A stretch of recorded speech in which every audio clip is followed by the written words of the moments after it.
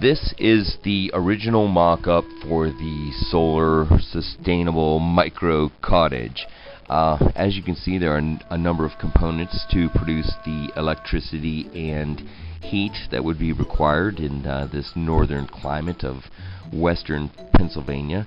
So we see, in terms of the electrical generation, we will use photovoltaic solar cells to generate electricity, and that would also be supplemented with the wind turbine. In regards to the heat components of the micro cottage, we would use passive solar, which is simple as having large glass windows that would allow the sun's rays to pass through and heat the elements that it would be in contact with, as well as we have the solar thermal hydronic, which this box, you see those tubes there, would have a liquid in them.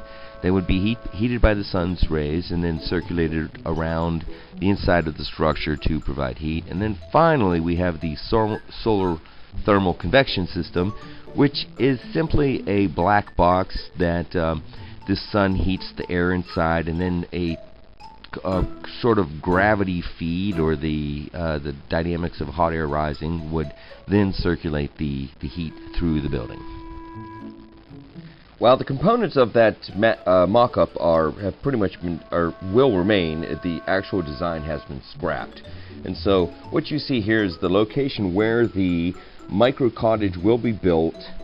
And so this is, let's say, a blank canvas.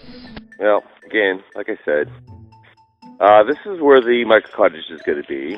It's kind of in the middle of a field, as you can see behind me.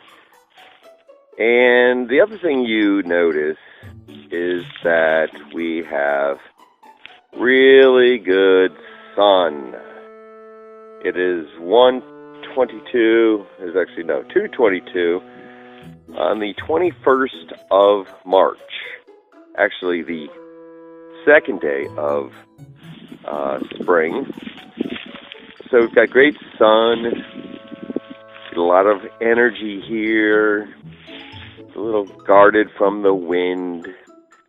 So actually it's going to turn out to be a pretty nice place for a micro cottage.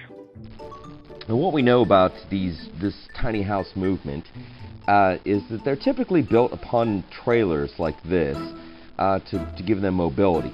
Now, I don't have $3,000 to be able to purchase a trailer like this, so I am going to use another method to move my tiny structure around, and that would be a flatbed tow truck. And I have consulted tow drivers, and there's certain Department of Transportation requirements that must be met, as well as the limitations of the truck itself. So one of the ways we are going to overcome this is to use skids. So here we see the two skids. These are basically 4x6s.